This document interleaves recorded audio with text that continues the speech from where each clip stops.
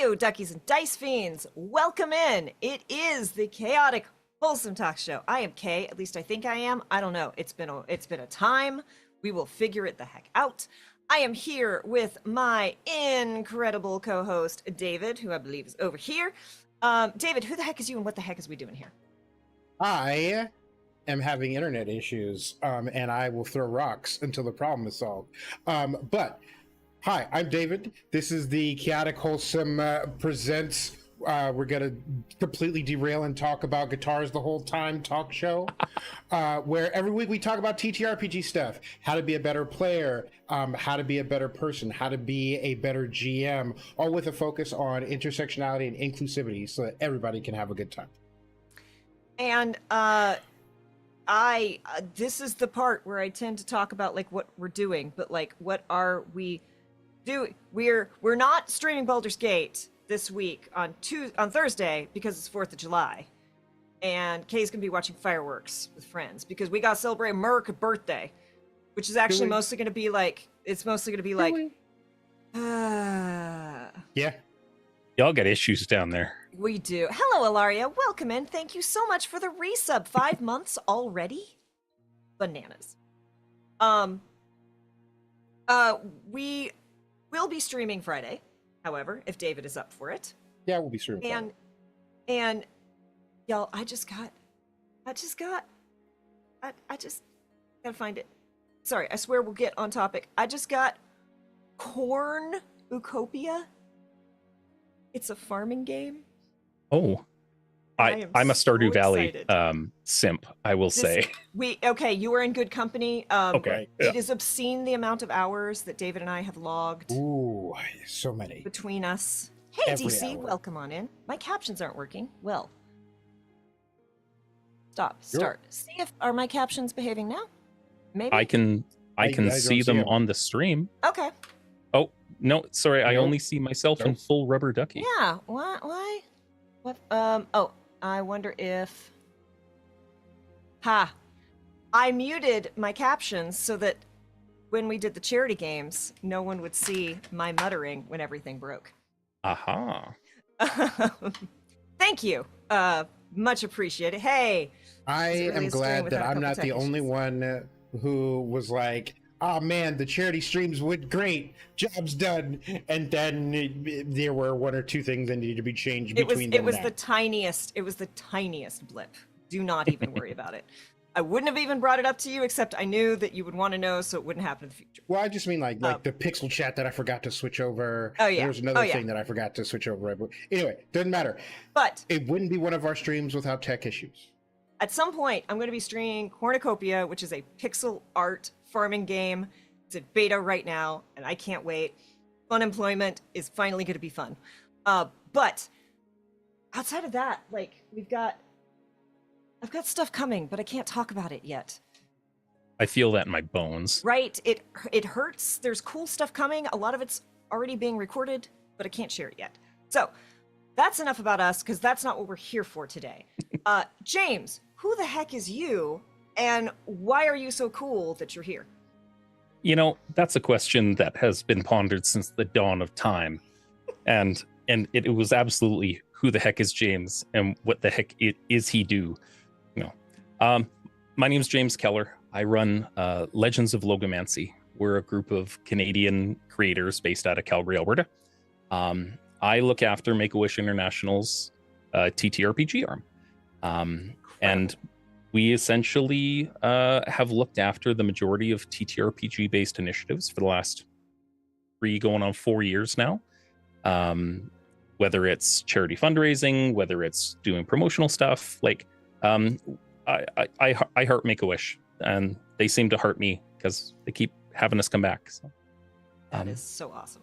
you may have seen my loving face before on the Roll for Beer podcast, which we run bi-weekly, myself and my co-host Allison, where we interview, much in the same sort of theme as this, really cool people on the internet doing really cool things, and we sit down.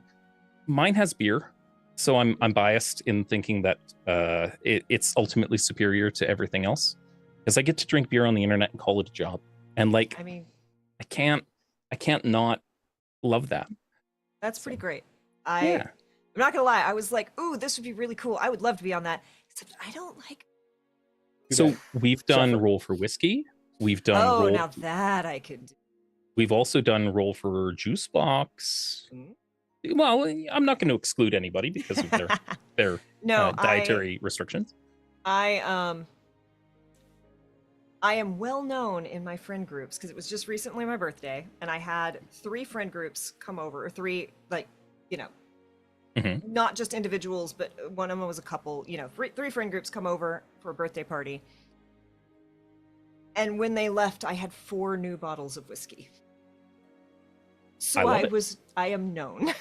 You know, we recently discovered, my dad and I, a new family favorite, Oh. and he's one of those, like, in his 70s, small town redneck white dudes that really likes Gibson's Finest, Mhm. and has for like 40 plus years, 50 plus years, and he's like, that's my whiskey.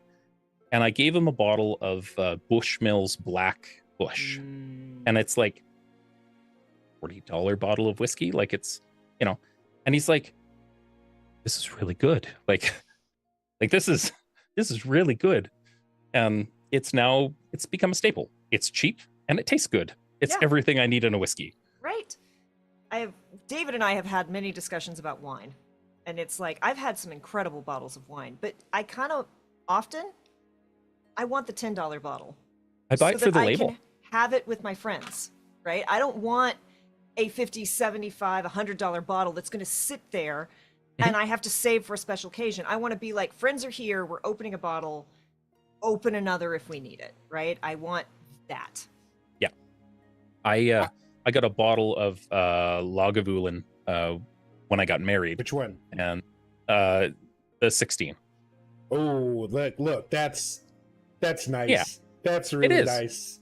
And it's my favorite scotch. I'm a scotch guy, and we sat and we drank the whole thing amongst friends in like that day. Yeah. And because I'm not going to hang on to this much of Right. it in my liquor cabinet, Right. you know. And my wife doesn't drink whiskey, so it's not a thing. Yeah. Mhm. I may not look like it, but I have had hundreds upon hundreds of bottles of, not just bottles, but different bottles of wine.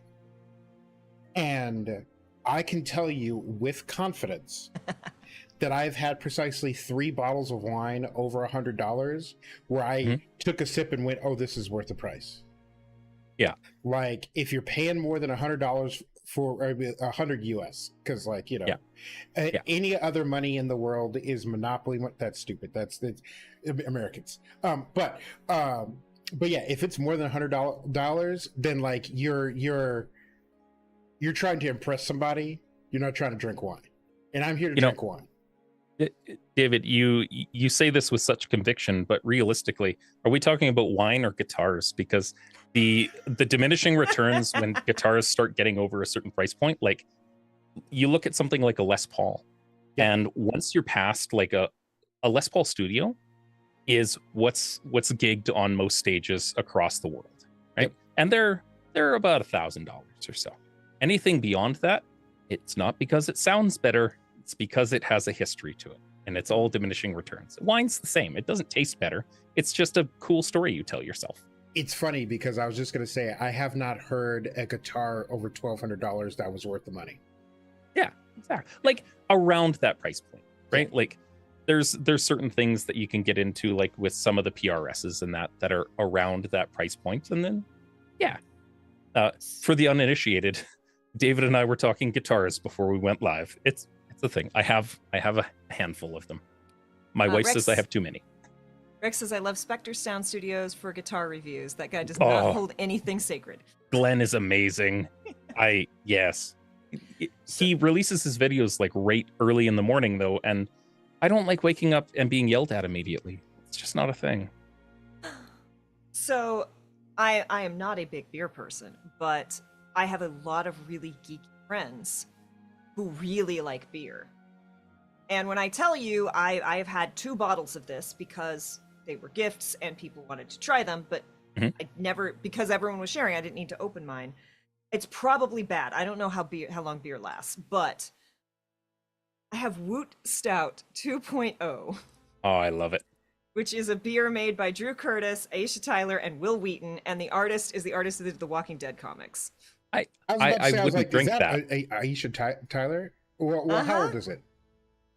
I was gonna say. I was still working at DeviantArt, so. Oh, don't At drink that. That gets to sit on the shelf and look cool. No, this sits with my Nuka-Cola. Like, it doesn't get drank. It just sits there and looks pretty. Okay. All right. Yeah. No. Continue.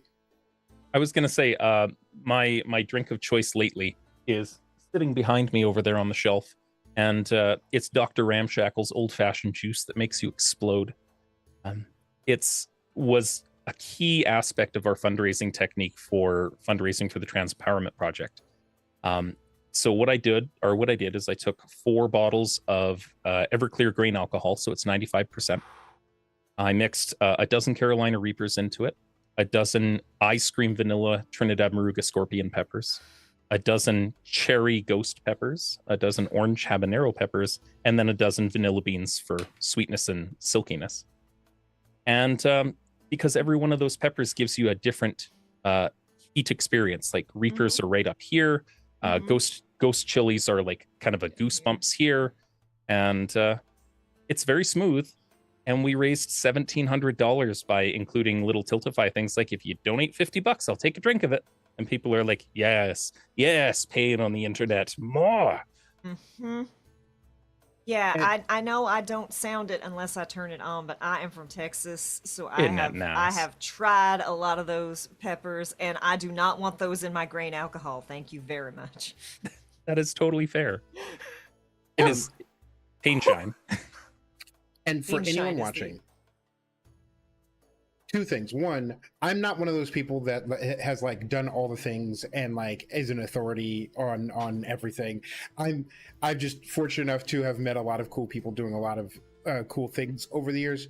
2, I ostensibly have cheap tastes, so when I say, hey, $100 for a wine, like take that with a grain of salt, because my favorite beer is like $12 for a 12-pack, and if my favorite bourbon is only available at $26, I walk out of the store and throw rocks at the window because they shouldn't be charging that goddamn much for my cheap ass favorite bourbon.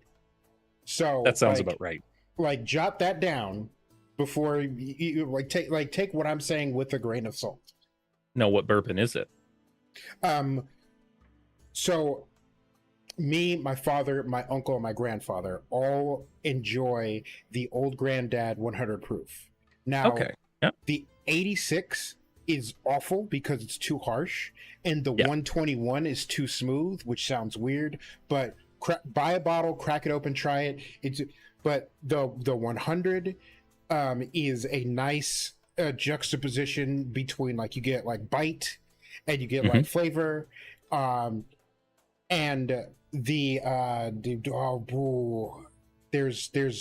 a like $70 bottle of bourbon that's made from the same mash that I can't remember the name of, made by the same company. That's my second favorite. I'd argue it's a little too light, but it's great for making like and I know it sounds sacrilegious to make a cocktail with a $70 bourbon, but it is the second best mint julep that you will have west of the Mississippi. I love it. It doesn't sound weird to be mixing with bourbon. If you had said scotch, I would be no, you right. don't mix scotch. What do you mix scotch with? You mix scotch with scotch. Well, you could look if you're gonna be if you're gonna be really adventurous, you can mix it with an ice cube because that'll enhance the sweetness of it just a little bit versus using like whiskey stones. But yes, you mix scotch with more scotch, potentially with a glass. Like that's about it. Basil Hayden, that's the name of the one. Basil Hayden. If you can get it for under $50, buy it. It's like Maker's Mark, but better. It does all the things that Maker's Mark does, but Maker's Mark isn't too right. But like Maker's Mark is like the Oban of scotches, where it's like somebody likes bourbon, but you don't know what so you get them a bottle of Maker's Mark. That's Makers like is great for I just need it around the house. It's not for a fancy. It's just when I need it, it's there. I keep a bottle of Monkey Shoulder in the cupboard, specifically because I got to have a bottle of the first cask that was ever made when it was still a triple malt Scotch, and that's long since gone. I held on to that one for a couple of years, but kept the bottle. Or Crown Royal. If somebody's a whiskey drinker, we keep Crown in the house because it is the single most popular whiskey on the planet. And it makes great dice by bags. everything is great. And Johnny Walker is swill and should never be consumed by anyone.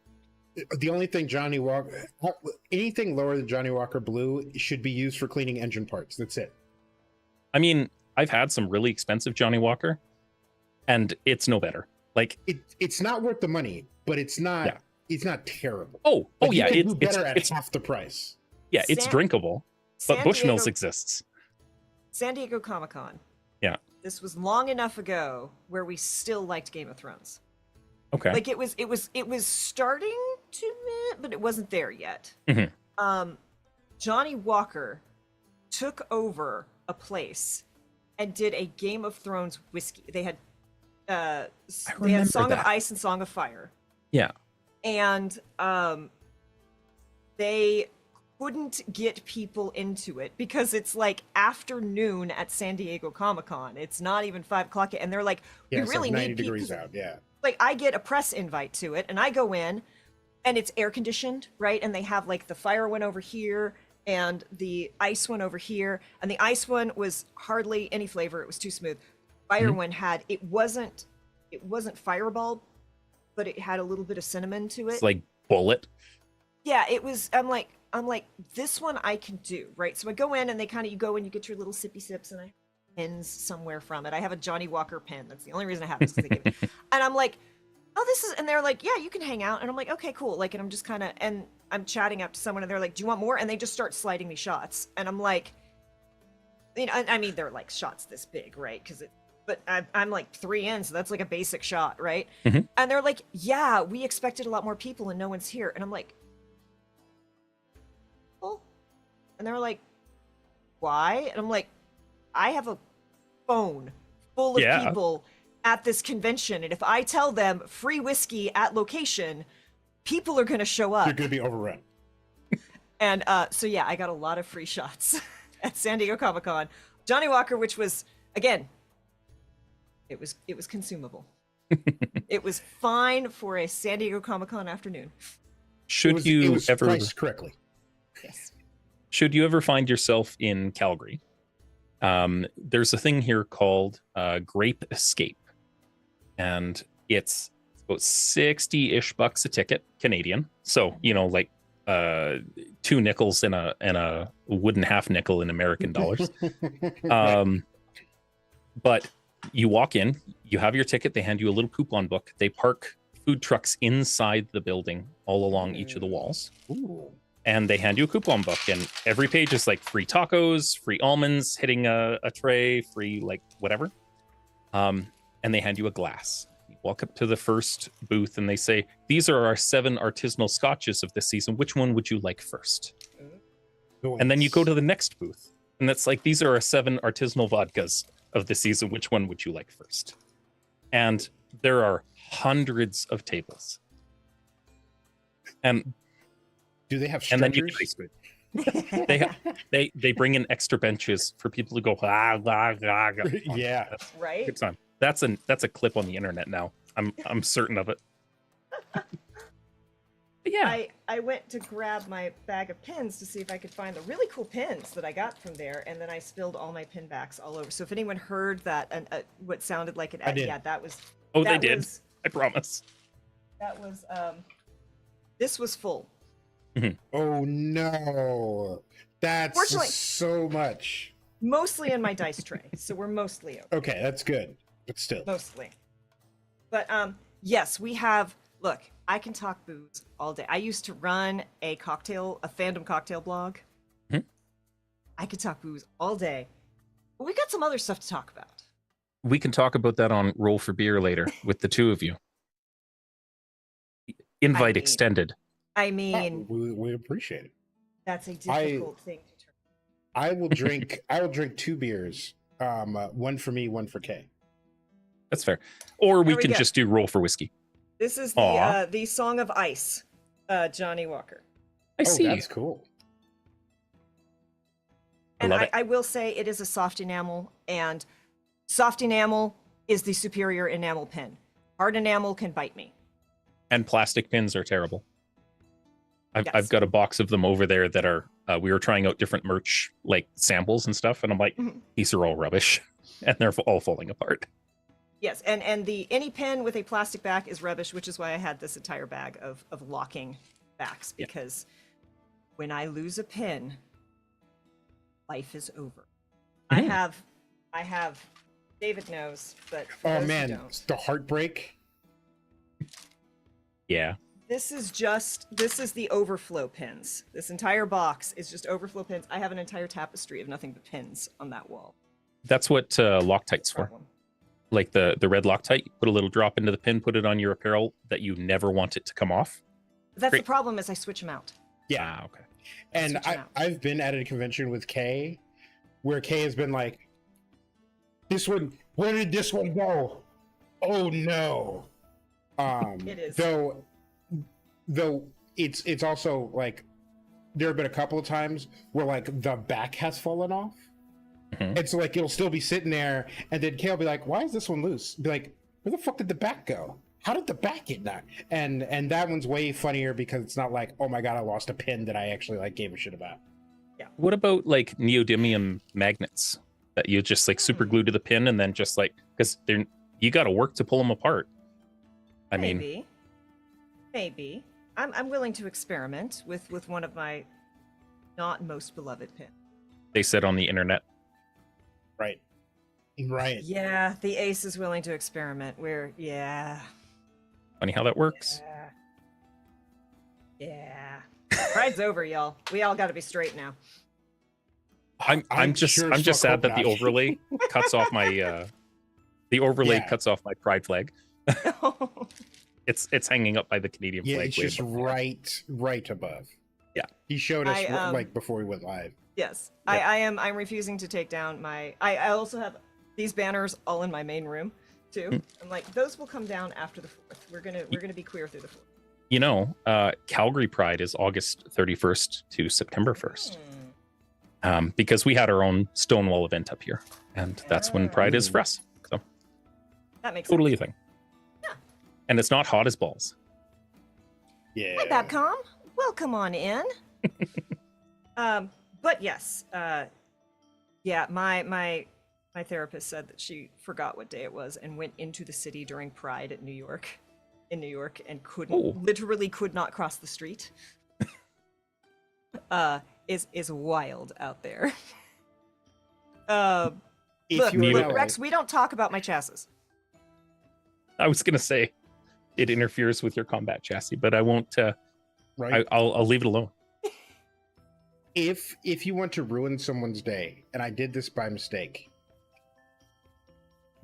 during Pride in Los Angeles, order a delivery from something north of Santa Monica to south of Santa Monica, or vice versa. And if you're feeling particularly spicy, because at the time there was a burger place, but there was a burger place that was taking orders, like delivery orders, on like during the Pride parade. Mhm. You will the only place where you will get angrier messages is like a like anti-racist message on like one of those boards that you're not supposed to be on. Like the Yeah. only way you're going to get more hate is if you show up as a loving person on 4chan. Like that's Yes. the only worst place. You get a message on skip the dishes back to your phone that just says fuck no. Yeah. No tacos for you. Yeah. But to bring But- things back, and it's usually Yes. Kay who brings things back. But David It's okay. is taking the reins today. I'm impressed. But you talked a little bit in your introduction about Make-A-Wish and John Cena, but we're going to talk more about the Trans Empowerment Project. Absolutely.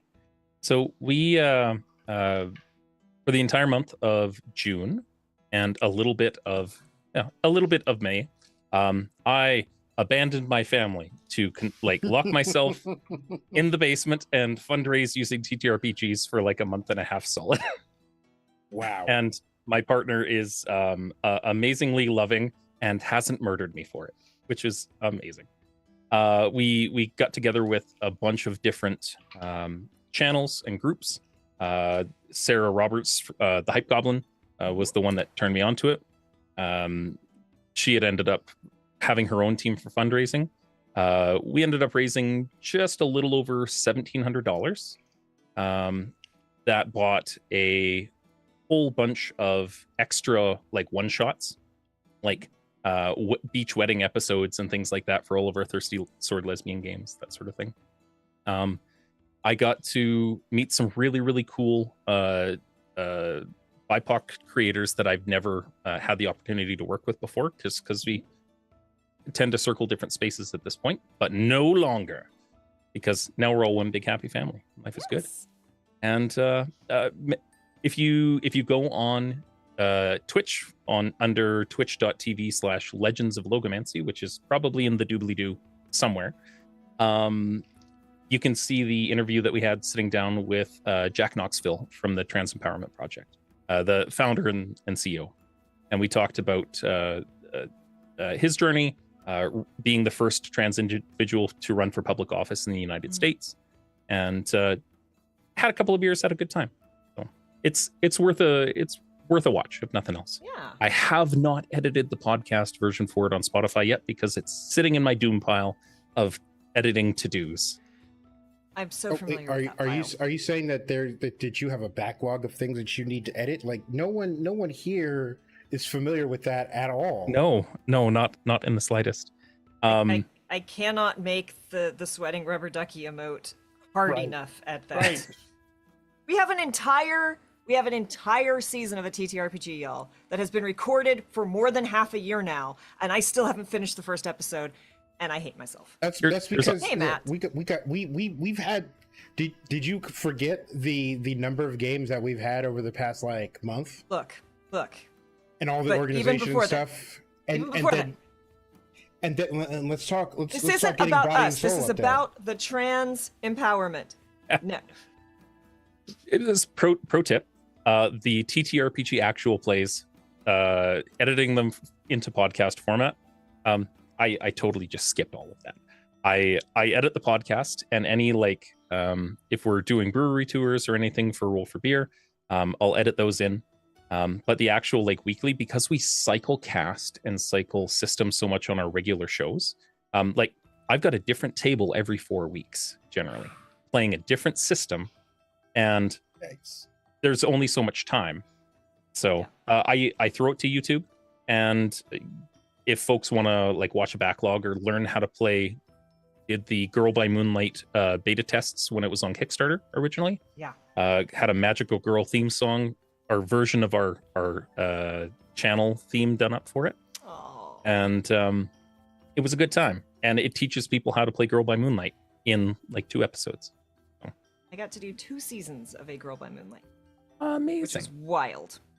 Which one did you do? Which setting? Because Well, we had whatever the basic Magical Girl one was what we all voted for. the book has Yeah. the three whatever the base, because there's the regular, there's it was and then there's the the mech one. the mech one, and then there's like Under the Rotting Skies. Yeah. And we all voted for the first one, but the GM really wanted to do Under the Rotting Skies, so it kept drifting that way. Yeah. He kept feeling it, we're like, experience pain and sorrow and sadness. like we're cool with this. Like we like the angst, but you got to give us some time to like process the angst you already thrown at us, because I combined all three of them. So we did they're in mechs called epics, and every one of them is based on a like that one's piloting Sun Wukong, that one's piloting Gilgamesh, that one's piloting like the That's Wizard of cool. Oz. And everything that was a literary epic became this like giant mech thing. And they stepped out of time and went 65 million years in the past into a bubble in time because the gods were pissed off at them and were chasing humanity through time. So it was a good time. They were all idols. Everything was live broadcast to the populace about how they were fighting to save humanity, and they had to look good while doing it in post. Thing. Background Amazing. music applied. That's awesome. But yeah, editing hell, 100%. Yeah. And unfortunately, the one that I have not edited yet is podcast only. Yeah. Which makes it really hard to put out a podcast when you haven't edited it. So what we ended up doing for fundraising for the Trans Empowerment Project at Logomancy, the format that we have is if you want to be a player, you fill out an intake that says, hey, this is who I am, and here's my content sensitivities and all of my about me. And we have a green room on the Discord that all of our pitches get posted to. So if somebody comes and says, hey, I want to run, this new TTRPG I found. Okay, cool, put it in a pitch. It goes up and it says, hey, I want to run Ryutama, a JRPG TTRPG. This is the story, these are the players I'm looking for, and then I'll do the producing, all the production work for it. Very rarely for the showcase show will we use any kind of character art because I can't draw, and none of my immediate friends have the time to do so in a quick turnaround for stuff. So we only use character art for the long running campaigns, like our Wednesday Wild West sort of shenanigans. But yeah, we get people on, they apply.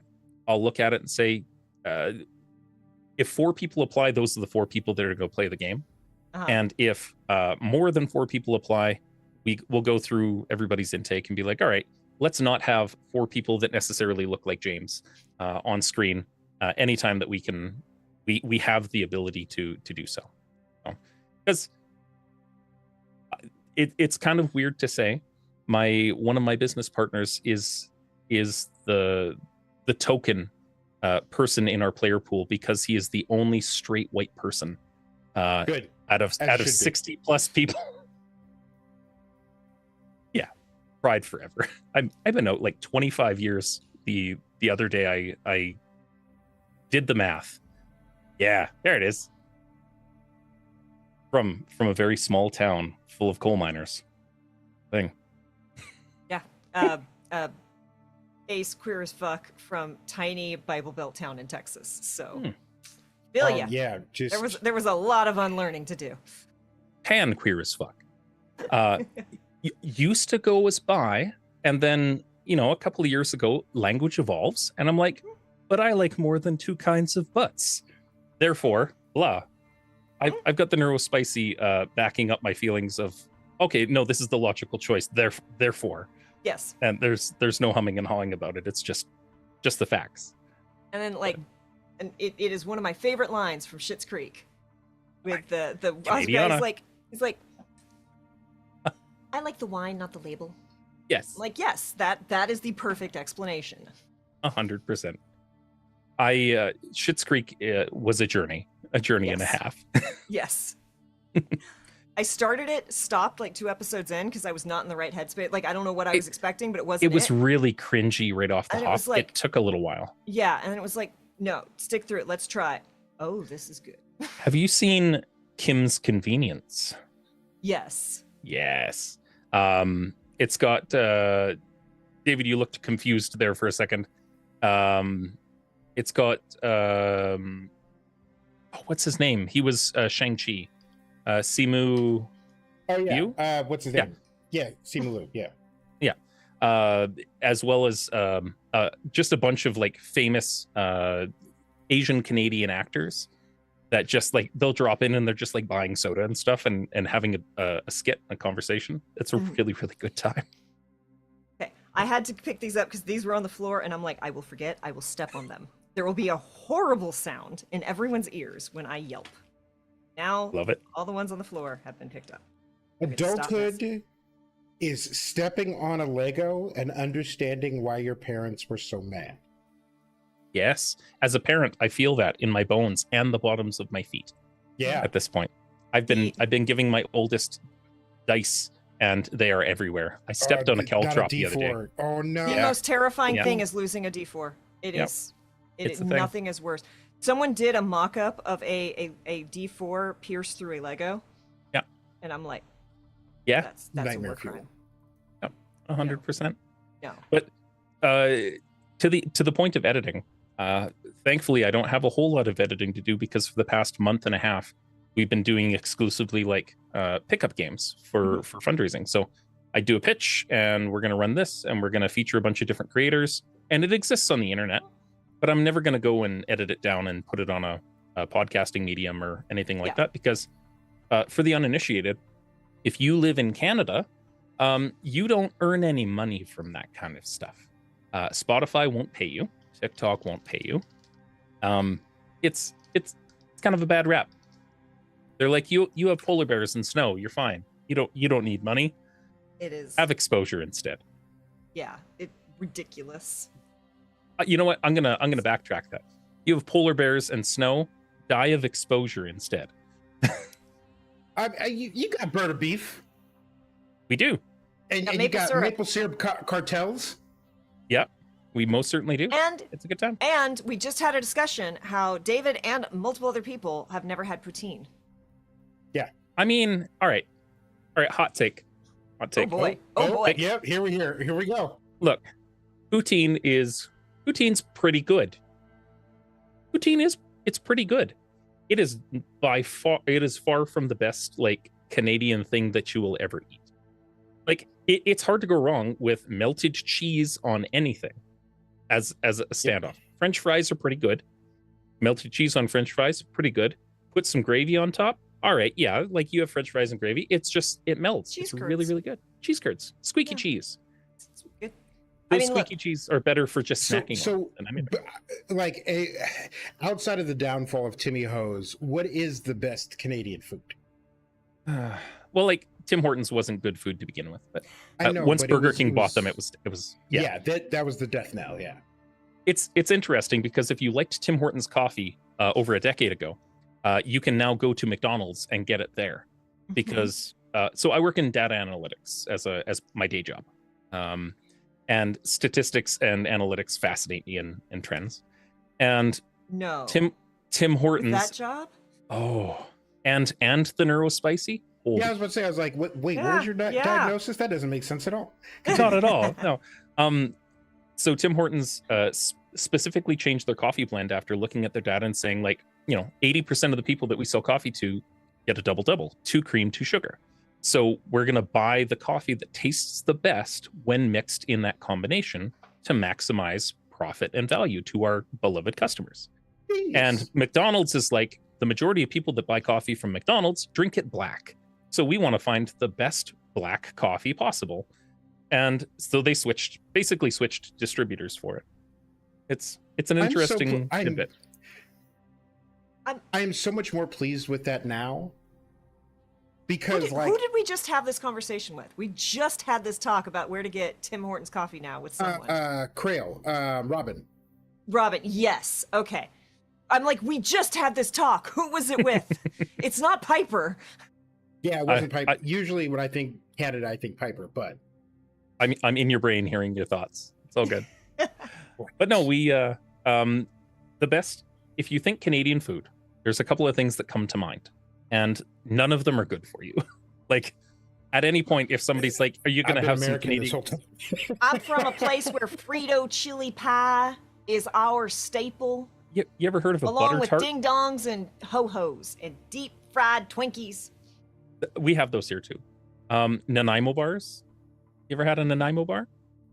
It's layers of chocolate with custard inside that are frozen, and nougat, depending on who makes it. Flapper pie, which is like a graham cracker crust with vanilla custard inside.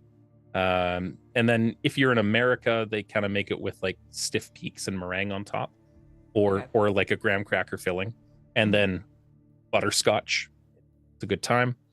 Yeah, or butter tarts. Butter tarts are the like Canadian staple for everything, which are just like, it's kind of like a pecan tart, that is just made of, it's made of diabetes. It's Excuse diabetes me. in a little tin. You have pecans in Canada? We Now, do. this is a joke point, at least a little bit pointed at Kay, because He's coming for me. This is an I attack was on me. I was expecting y'all to have pecans in Canada, but no, you have pecans, and I am very impressed. You understand that the other language in Canada is French, right? That That's answers and what every that's why the Southern question. United States says it correctly. Yep. Crinkle sponge Ye- pudding, sponge cake with oodles of golden syrup. Apparently, it'll break the chart if you have a blood test within 24 hours of eating. Yes, says the it lurking writer. most certainly will. And of Hello. course, the Monte Cristo, which is not sweet in any way, shape, or form. And I don't know who in the America came up with the idea of putting powdered sugar and strawberries on a goddamn sandwich, but I'm coming for you. Look, Well, if you think your back is big enough, wait until an American gets a hold of it. There's that. I would formally like to invite you down to a Texas State Fair so I that love you it. can try some deep fried beer. I'd be down for that. Good time. I would invite you up here for some bannock and some moose barley stew, Mm. which are like some of our most common things that we eat around here. But So my family is actually from Canada, and in fact, we're from Nice. the Purcell Mountain Range. Imagine that with my name. And so Right. when we went and kind of did a road tour of parts of Canada, obviously not all of it. But we went up into the Purcell Mountains, and it was like the southern hospitality of like, oh, you're Yeah, that's- Purcells, huh? There you go. I'm literally going to Golden next week to go camping in the Purcell Mountains, because it's a couple hours from where I'm at. It's also a couple hours from where I grew up, in a small mining town, full of rednecks. Yeah, I mean that is every small mining town. DC. That's how it Every goes. single small mining town I've ever heard of. And DC says he eats pecans. He could never eat pecans. same. Big same. This just Pecans are for emptying your bladder in the middle of the night. yes. Maple And roasted nuts on top of pecan pie. Mm-hmm. and it's funny because like I was born in Texas. I live in LA, but all of my family is from Louisiana.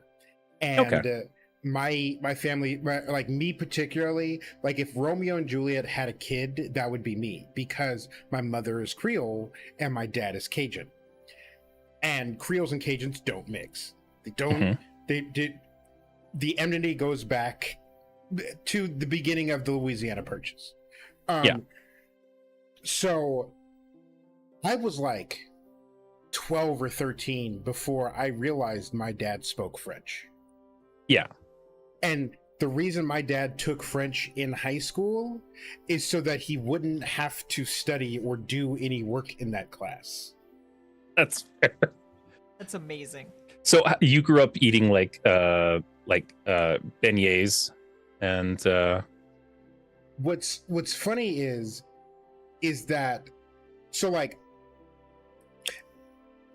LA is a very weird town where there are a bunch of like enclaves of different, and everybody knows about like Chinatown and like Arcadia and all the Chinese people who are there. Everybody knows about Little Tokyo and like all the Japanese. Everybody knows about Koreatown and Korea barbecue and all that.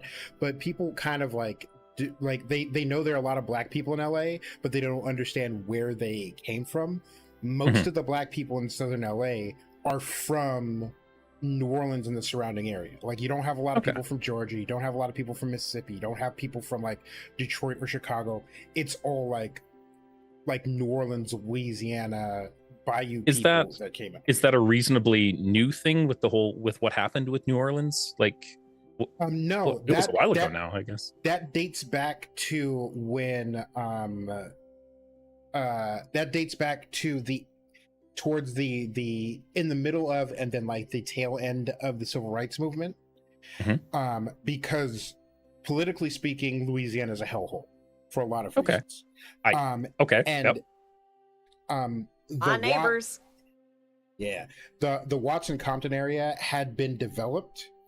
And then you also had a growing black middle class. And so they were moving into those developments, which is why now Watts, Compton, and like the areas north of there, like Inglewood and South LA, are now traditionally like black neighborhoods, is because back in the late 60s, early 70s, black middle class families came out and bought houses in those developments. Gotcha. But specifically out of New Orleans and Baton Rouge and the major cities in Louisiana. So I grew up eating a lot of Creole food because my mom was the one who cooked. Yeah. But there are a couple of like staples that my mom just never made for a lot of reasons. One, convenience. Two, she didn't like them. Like, my dad doesn't eat chitlins, so I never had chitlins growing up. Yeah, I didn't have chitlins until I was an adult. Right. And like now, if somebody's like, hey, try this, and I'm like, is it chitlins? And they're like, yeah, it's chitlins. I'd be like, no, thank you. I look at them and I'm like, we could eat the rest of the pig now. They let us now. Like, we're allowed. But like beignets, boudin, and like a couple of other like very like hyper region specific things. I didn't grow up eating. Now, obviously, I've had them. Yeah. But like, I never got out of bed on a Sunday morning and my mom was making beignets. Yeah. But the coffee that is famous for going with beignets was what my house smelled like for the first 20 years of my life. What is it? Lavazza? Because that's what they serve at Tallulah's, which is our like local Louisiana restaurant out in Banff here. It's the most famous that you'll find in especially like on Bourbon Street is Café Du Monde, which is a great coffee, except the second most popular is this red can called French Market, and like, just like the Café Du Monde, it's chicory and coffee mixed, but it's a little less popular, and that's what my parents drink.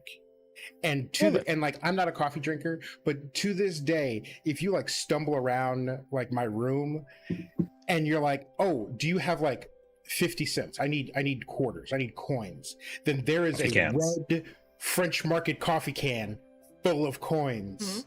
And actually, I have a coffee can full of dice that I need to unpack, but other people put them in bags. I got them in my coffee can.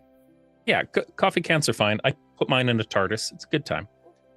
You put it in there because it's so economical on storage. It's bigger on the inside. Exactly. Yeah. Exactly.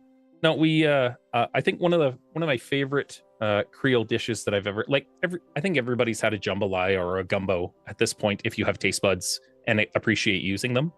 But there was this like a crawdad étouffe. Yep. And I think y'all call them like crawfish or crayfish, not crawdads. I'm sorry, my people call them crawdads. Okay, yeah, fair enough. Yeah, they're crawdads. Now in the Northeast they called them crayfish, but I ain't never eaten a crayfish. I've only had crawdads. It's also not a coyote; it's a coyote. Right. Like there's difference, but no, it's like the difference between naked and naked. Yeah. You know what? Both of those words are correct because they represent two very different states of dress. Yes. You can be naked and there's nude. Yeah. Yeah. Well, being naked and then there's naked because you up to something if you naked. Yeah. Exactly. If you're changing your clothes, you might be naked. If you're skinny dipping, you're naked. Yep. It's how she goes. If you've got socks, boots, and a cowboy hat on and a shotgun, you're naked. I ran a marathon looking like that once. We in Calgary, there's an event I called need the a broke David counter because it doesn't happen that often, but when it does, like confetti needs to go off. I specifically will not dig up a picture for this, but it exists in the Calgary Sun. There's an event called the Underwear Affair, which is a marathon that goes to men's health for testicular cancer and colon cancer.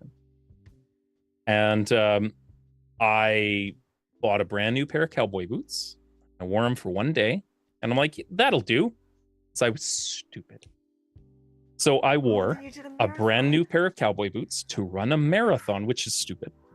A Speedo that has a sheriff's badge on the butt and two little pistols on the front that says the sheriff, a bandana, a cowboy hat, and a pair of like aviator sunglasses. And by the end of the day, content warning, I limped back to my truck. I took the boots off and I dumped them out. And now those boots fit better than any shoe I've ever worn because they've been molded through blood and sweat to my feet. And like cowboy boots should be. But yeah, no, I did, what is it? You had the ballerina feet after you were done. Yeah. I think it's 26 miles for a marathon. I don't know Imperial very well. But yeah. So more than that in kilometers. Amazing. Yeah.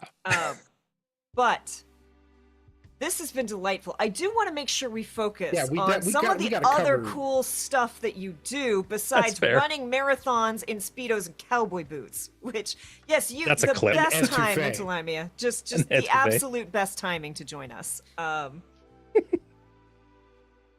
love this show for this exact reason. Like, if everything was always purely professional, we'd be so bored, David. What would we be doing with our you just wait until we're all drinking whiskey together on Roll for Beer. Yeah, at some time at a podcast near you, because it's going to be a good time. My co-host is a French pastry chef and is going to gush over David. Oh, David has opinions about pastries. I can only imagine. I have opinions about European food. No, I have opinions about Europeans who come here to the fat capital of the world, where we put French fries and everything, and then they're surprised that the food is good. No, it's full of grease, and that's where all the flavor is.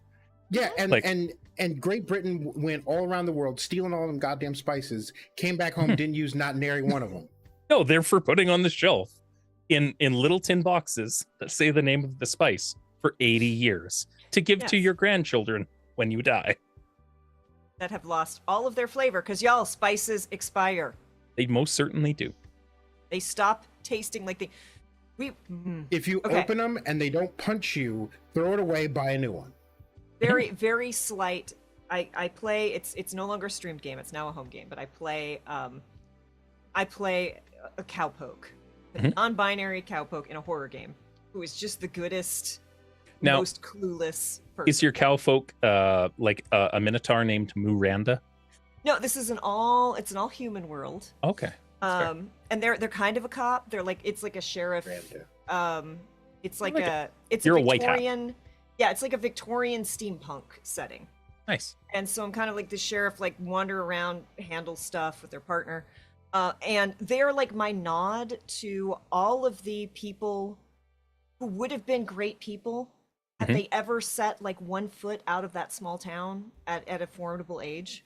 You know, like just, and you know, they're just. But this is what will break David.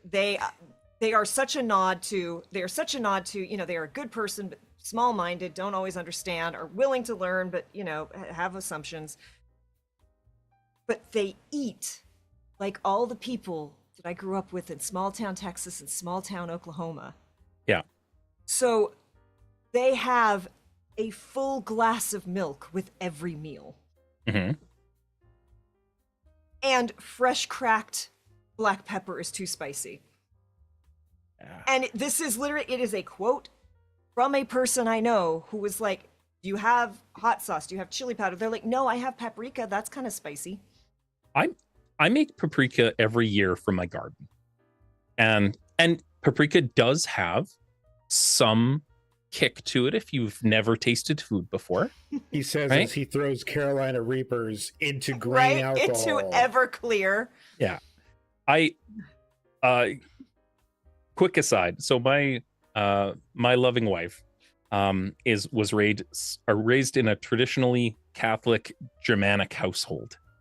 So everything is cooked until it begs for mercy and then boiled some more. And I made her roast like early into our relationship, and she's like, I don't like roast. I'm like, I shot a moose. You're gonna eat this. Like, and I made her a roast, and it was very tender, and I did it nice and slow, and she's, this is amazing. And then I tried her mom's roast at a family dinner one time, and I'm like, And almost broke up. so I see that there are charcoal briquettes on my plate. Are we going to use them to cook the roast? Or Right. oh, that's, I see. I understand now. But Yeah. The person whom the person who is a dear friend of mine, but Mhm. is the person who we would, when I lived in LA, here's the thing, people in big cities don't know how to cook. So if you are Southern and you live in a big city, you can get all the favors in the world or just cooking. And people literally, it was like, you can make a steak. If we buy 3 steaks, X amount of broccoli, X number of potatoes, and bread and everything, if we just buy that, will you come over and make that a meal? And we'll open 2 bottles of wine and like that. Sure? Like, so the first time we did this, I sit down, I make steak, I do baked potato, it's a full spread. We've been having red wine, we're going. We sit down.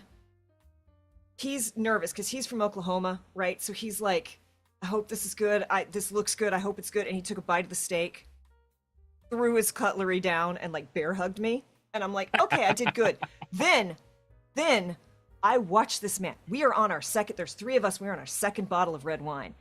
Pushes his red wine aside, pours a full glass of milk, drinks full glass of milk with the meal, then goes back to red wine. like, I like milk.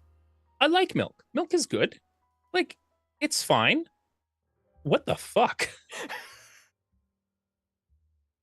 We never established if I can swear on the podcast, but You I'm doing absolutely can. Look, I know. So this is how, and like everybody has a story about how either they grew up in a household that did something weird and they thought it was normal until they were, or they went over to somebody's house and they're like, this is normal? This is normal for you? Because this is not normal. Growing up, my dad would go to the fridge with a glass, put ice cubes in a glass, open up the fridge, and pour milk on top of it. And at the ripe old age of like 4 years old, oh wow, I almost said it. No, at the ripe old age of like 4 years old, I'm looking at him and I'm like, paterfamilias, what in the absolute fuck? I beg your finest fucking pardon. What are you? Because not so like most of my people are lactose intolerant. Okay. And I'm angry about that because I was pressured into and forced to eat cereal for breakfast for the first like 5 years, or for the first like 10 years of my life.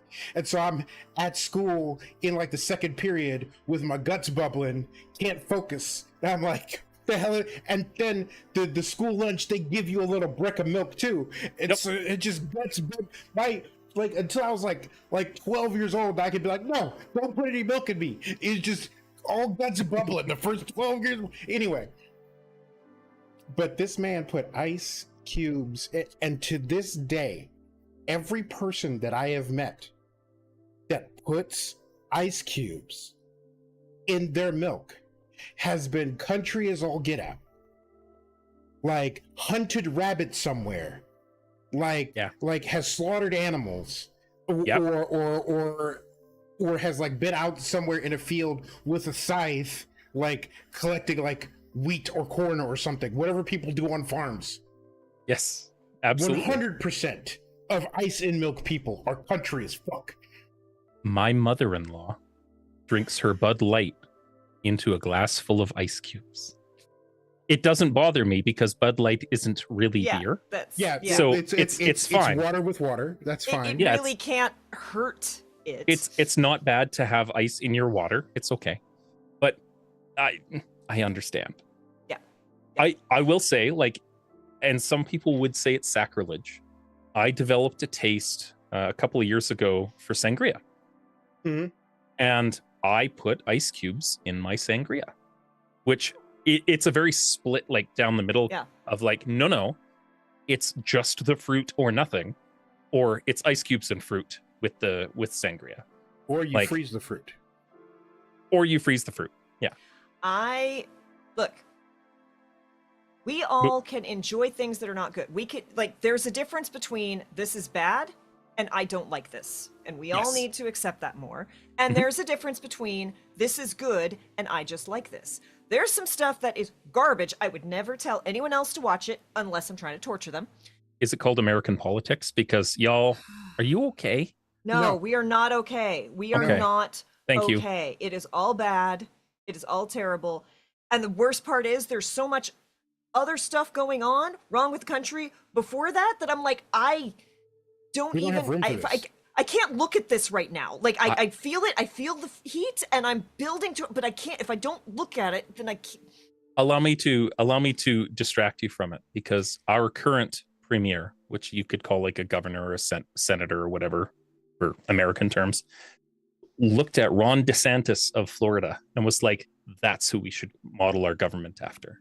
And we're going to get him and Jordan Peterson. Walk around in heels? Which, listen, let's make that a requirement. Yeah. If you can't, I'm down. If you can't dash 100 yards in heels, then I don't want to vote for you. I'm down for that. I'm down. Yeah. But it's kind of bad everywhere, and it's one of the reasons that we all put the effort and the time that we do into building up our communities and making things better. Like David and I were talking. I think you had stepped away for a little bit. I can always hear. I hear everything. One of the things that I've done, because I'm a musician, but when we had kids, I stopped playing on stage a lot because, you know, everything takes a little time. Because you can't be out at 3 o'clock in the morning when you got a newborn at home. And it's also not fair to a partner to be like, oh, it's like a Friday morning, and I'm like, suddenly I've got a gig tonight. I'll be at a bar until like, 1 a.m. Mind the kids. Kid, thanks, bye. Like occasionally with enough notice, that sort of thing's okay, but not down for that life.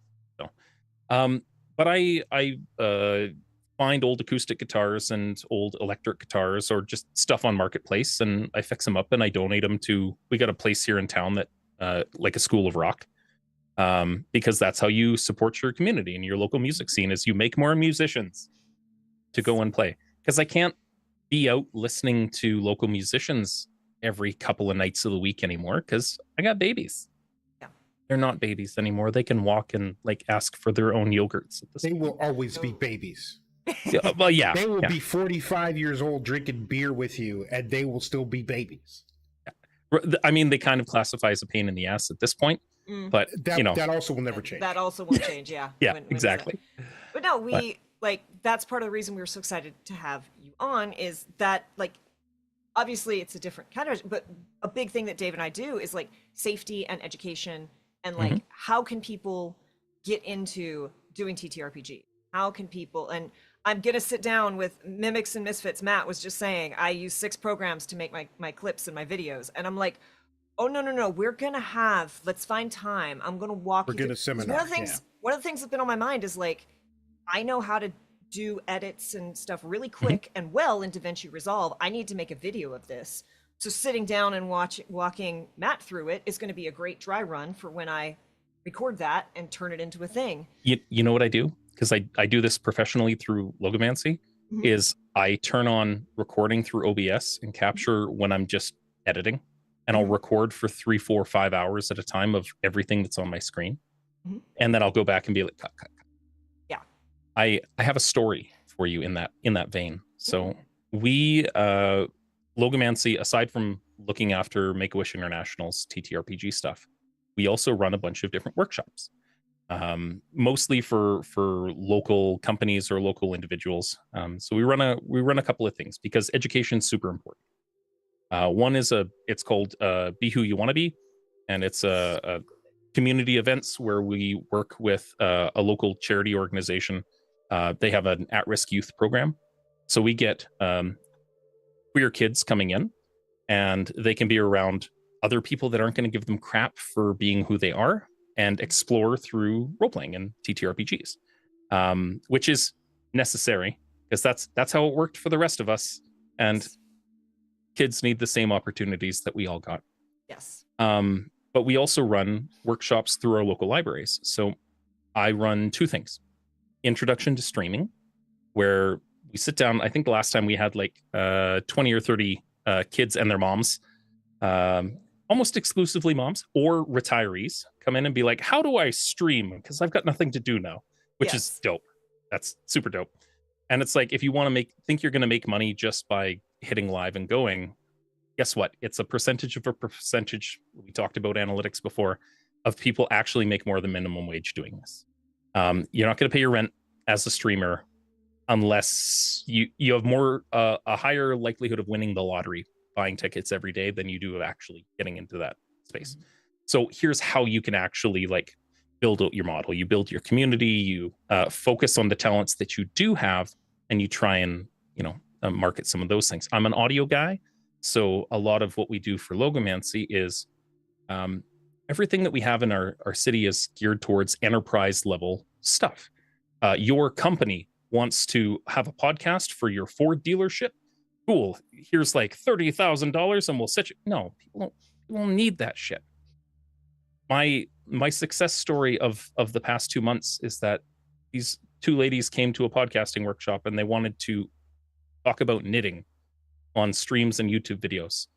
And I bill hourly for it. I sat down, I'm like, all right, what do you want to do? Here's a couple of ideas. We set them up with a few like Fifine AM8s, like the little dynamic mics on over there. I'm like, do you want your face on the internet? No, I don't think so. And I'm like, so what are you thinking? Well, I just want to demonstrate some of these cross stitches and some knitting technique. And I'm like, all right. So we set them up with a little newer, like above camera thing that unboxers use. They're very inexpensive. They've got a Logitech webcam that points down at a card table that one of them had, and they've got two teacups, and it's just their two hands, and they just talk and they demonstrate knitting. And they're like, I hope that they make the jump into actually recording it and doing it on a regular basis, because they haven't yet, or I would share their channel. But that kind of stuff, it emboldens your community, and it doesn't take a lot to demystify things. Also, and I would love to have a little window into a Stitch and Bitch club like that. The tea, oh my god, it'd be so good. Tell them to keep up their good work, because I'm here for it. I'm just gonna keep messaging and being like, hey, do you need anything? Do you need help? Like, when's it time? Like, But it equates out to being a parent too, because nothing changes your identity more than, there's no fandom that will change your identity more than becoming a parent. Because my job is to essentially empower these little creatures, these crotch goblins, and make sure that their toolbox is full. It's not to tell them what to think, it's to demystify everything.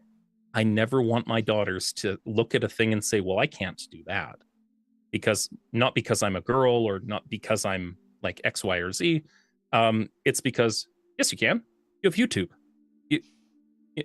You can learn. Think of it this way: the dumbest motherfucker that you went to high school with over there is able to hang drywall, and guess what? You can too. Yeah. Right. And, you never want.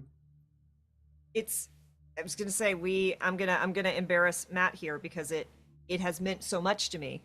Matt and Smith, we were doing the show. We literally started doing this because it was like we got a break between God Plane and another thing we were doing. And it's like, we need to do, let's just talk about TTRPG stuff and maybe bring on, we know some cool TTRPG people, let's Mhm. talk to them.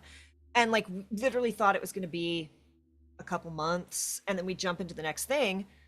But we discovered even with what felt to me like Mhm. fairly basic knowledge. Now, of course, I come from video games entertainment background, so in Mhm. retrospect, I have a lot of knowledge and skills that a lot of people don't, right? I had access to people who could give me advice. So we just started talking about even just recruiting. How do you get your tables more diverse? Mhm. And a number of people reached out, but no one more so than Matt. And Matt has just been like, I changed my approach to filling my tables, and the difference has been incredible. And it's not like, I'm not going to say it's easy because part of, especially if you are building diversifying your community, Mhm. trust has to be built. Yeah. So it does take work, it does take time, and you can mess that up far more easily than a lot of people I think realize. Um, but it's not, if you demystify it, it's like this is the toolkit to make sure that people are safe and comfortable, and here's how to approach it. It's it's not easy, but it's not nearly as hard Yeah. as people think. Well, and it's scalable too. Like I explained earlier how our green room process works and how our pitches work on our weekly channel. I actually talked to Matt recently too, for doing some playtesting because our Monday games we cycle through new games that are up and coming to try and Check out playtest them. duality. Duality's awesome. Duality is specifically the system that we're going to look at running, um, but it's scalable. So when we first got started streaming, um, history time. Um, the first time that we went, that my face was ever on Twitch, it was 271,000 people watching at the same time on the front page. Make a Jeez. Wish had a, yeah. I didn't know that because I couldn't see past the control room. I was in person. So Make a Wish International reached out, Twitch Calgary, and Twitch Vancouver and stuff, as communities had been given a budget to do some charity work. And they said, we're going to rent a TV studio. We're going to have, a dozen players or so. And they did the whole shebang. Everybody's got shotguns in their face and shotgun microphones. Yes. This is Good rural Alberta. specification after all Yep. the redneck talk. Yeah. Shotgun mics. And we did a 12-hour donation stream with donations affecting the game in real time. So I had a tablet just off my side, and I could see to improv and change things up. I run the largest Dungeons and Dragons community group in Calgary. We got a couple thousand members, and a friend was involved and reached out and was like, "Hey, you want to do a thing for charity?" I'm like, "Fuck yeah, let's give it a go." So we did that, and we raised a boatload of money, and I had hundreds and hundreds of people reach out on Twitter, and and it is still Twitter, Yes. because you don't abandon that kind of app recognition and brand recognition. You've got brand beer. Why are you Yeah. calling it something else? Exactly. Being like, where can I buy this adventure? And I'm like, oh, this was fart jokes and like movie tropes, and like, but maybe we should start something. So my friends and I founded Logomancy Inc. And we started doing Roll for Wishes in the same vein as that original fundraiser, which wasn't called Roll for Wishes. It was called Deliver the Dawn. And it was 12 hours. And every 3 hours, we changed up who was sitting at the table for everybody but me getting a break. And they're all 12 Everyone hours who of it needed on a YouTube. break got one. Exactly. I needed no breaks. What Roll for Wishes evolved from was that, where we do a live presentation for a marathon game, and it'd go for 9 hours or 12 hours, and donations come in real time, and either players get bonus dice or trolls can donate dice to me as the DM to crush the players, and you split the audience where half of them are donating to me in small increments and half of them are donating to the players, and they're just raising money for children. That's the important part. Last year, we got so Sarah Roberts, the Hype Goblin, Lydia Corinne, who you've probably seen on TikTok. She does amazing TikTok work. Scarlet64, who's a pretty recognizable Twitch streamer and TikToker. And then my buddy Chris, who's Treant Monk from Treant Monk's Temple. If you've ever, if you exist in optimizer circles, you know who Chris is. And we did a 9-hour marathon, and it's a lot of fun, but it's not enough. So this year, all of October, taking the lessons that we learned from our regular green room process and from the work that we did fundraising for a Trans Empowerment Project, we're going to be starting a temporary Discord. So everybody needs a new Discord like they need a hole in the head. Yup. Yeah. We're gonna get started in September, getting all the planning out of the way with a big shared Google Calendar. Got about 80 creators signed up so far to come in, and I'll share the link in the Chaotic Wholesome Presents Discord as well. Please do. And we will for any- retweet it when you put it out.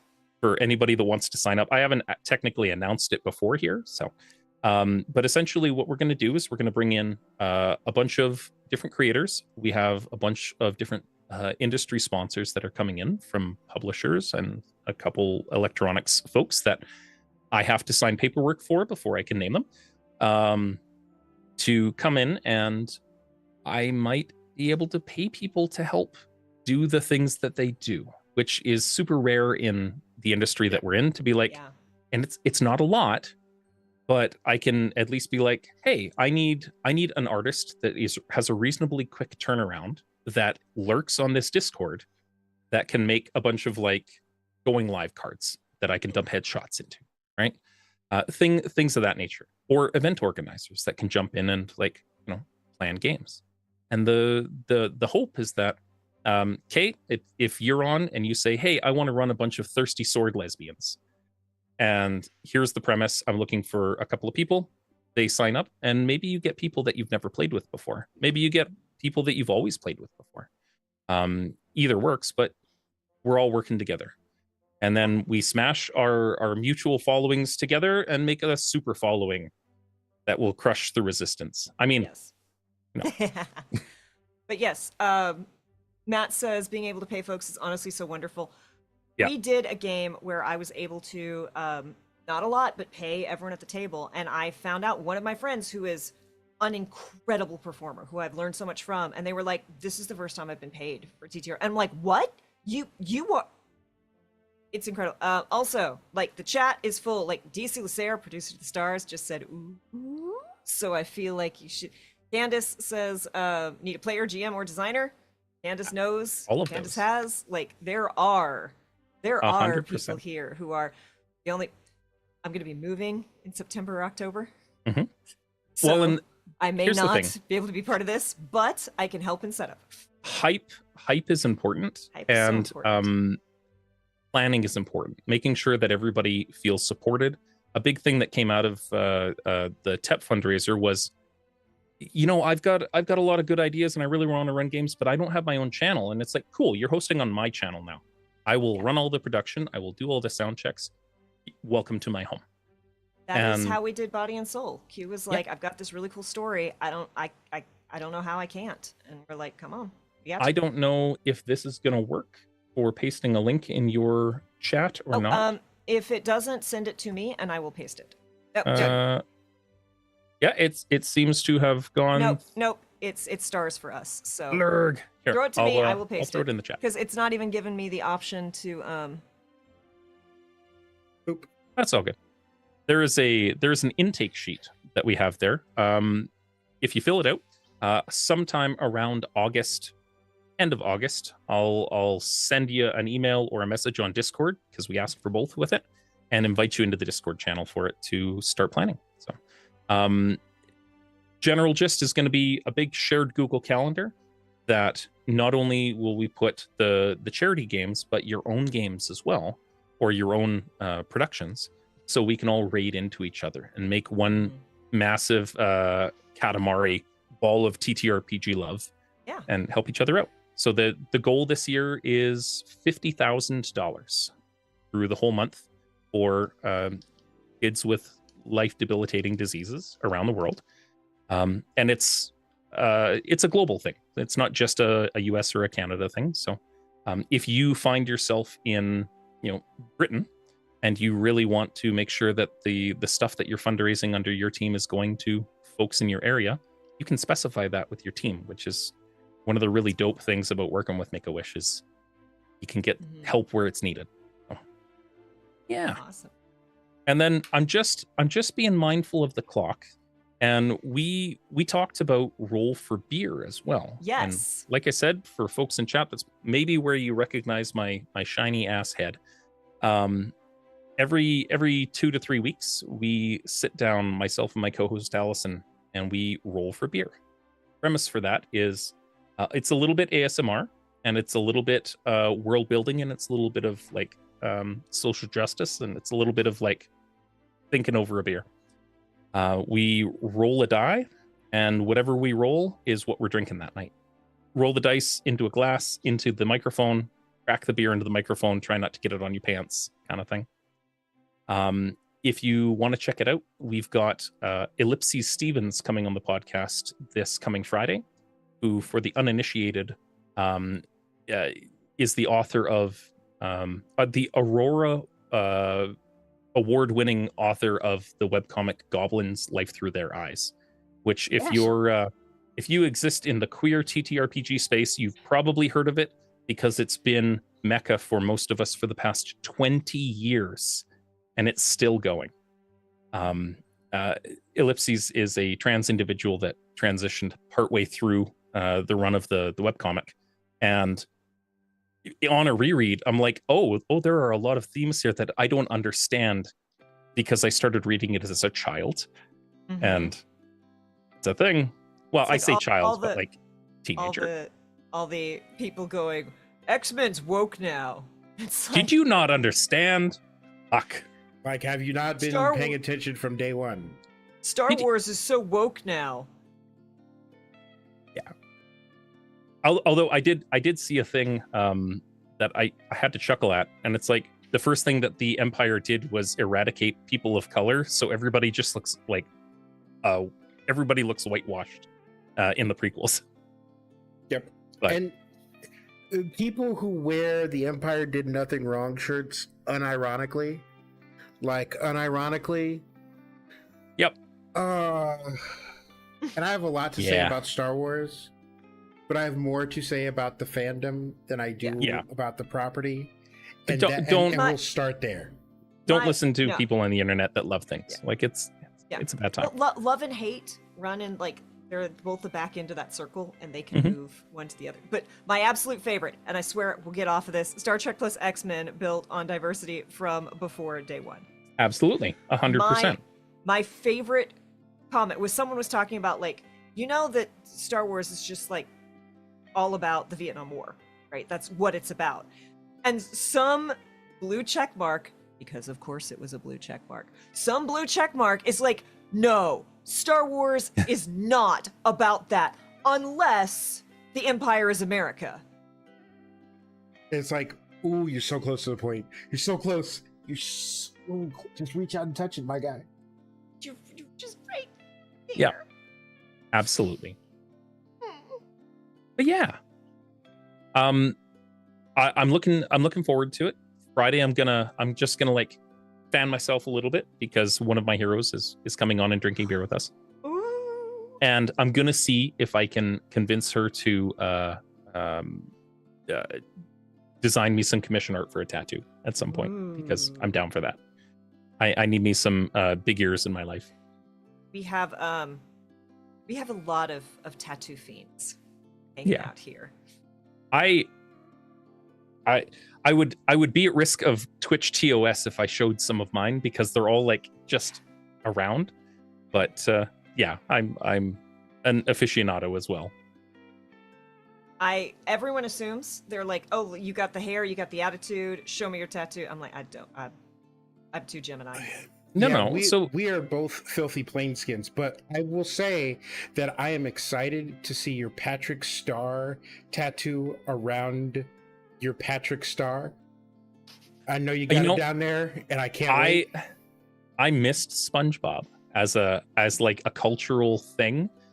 Same. I came about a little too early for that to be in my like zeitgeist, but It's all good. I appreciate it for what it is. I enjoy the Meat Canyon comics that he does about them too. So. But that said, yeah, we should get you guys on Roll for Beer at some point, and certainly get you slinging some dice for Roll for Wishes or before, because I mean, you know, we gotta practice. I know it's. You don't yet know what a chaos gremlin I can be. Well, I mean, I have my own chaos gremlins, so I understand a little bit.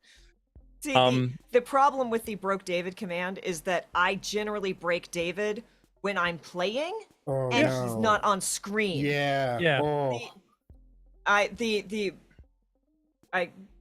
Last charity game I played in, I brought in my T-Fork, who's like, "Hey, what's up? My name is Brandon.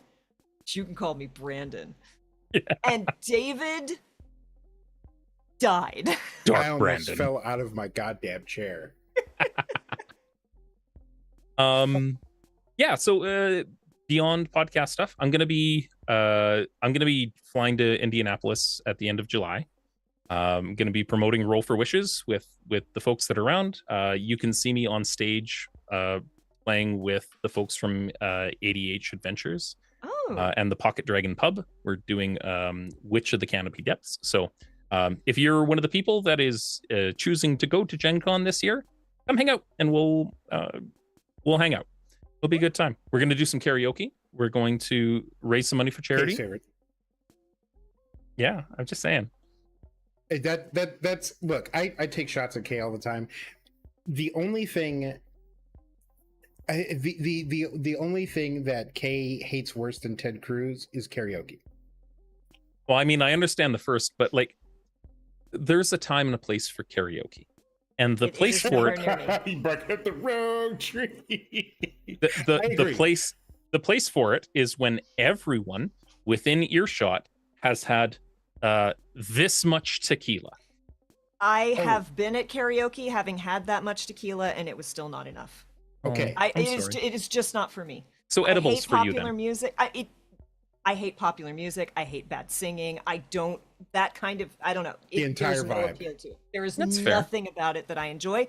I am so happy for other people to go out and do. Okay, here's the story. Loops I, if you can't tell from my background, I fell off the wagon at Campaign 3, but I love Critical Role. Campaign 2, The Mighty Nine is what got me through the pandemic.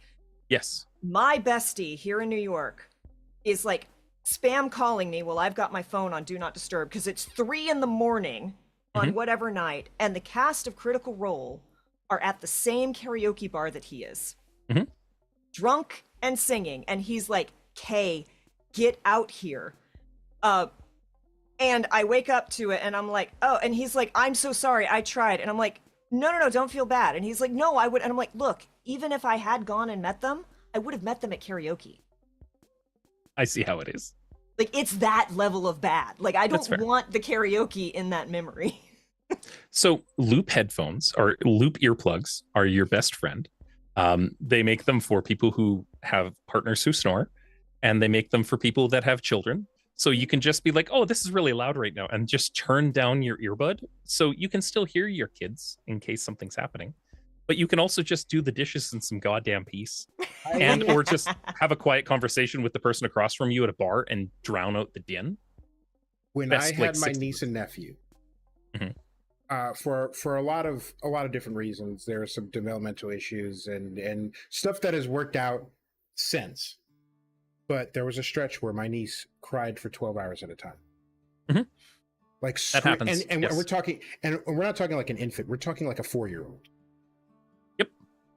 12 out to the point whereby I was on a first name basis with the CPS officer and with multiple cops in the area. And let's not even get started about how much I do not like the Los Angeles Police Department. But I was buds with a couple of them because they were at my house so goddamn much. Because the neighbors were like, they have to be like electrocuting this child for 18 hours a day. Yeah. And if I could have had those, if I could have just been like, whoop, I would be, to this day, I'd be in a better place. But as somebody who gets overly stimulated, both between myself and my partner, it's like, I'm gonna go get groceries now and like take the cars and or the keys and leave. because it's a half an hour of just like not. Definitely. Or I'm gonna Yeah. do the dishes on go the headphones to just Mhm. like listen in peace to nothing and like be blissful. It's like that scene in Spider-Man where Stan Lee's like cleaning the library and they're just trashing everything above. Yep. That's And he's being just- a parent to a Yeah. 4-year-old. Yes. Ilaria, so there's love for the loop earphones exploding in chat, and Ilaria's like, "Are those the real thing? I've Yes. seen them, but I don't. Yes, they I don't know are. that I They are trust them." very, very good. They're expensive earplugs. They really are. But they are game changing.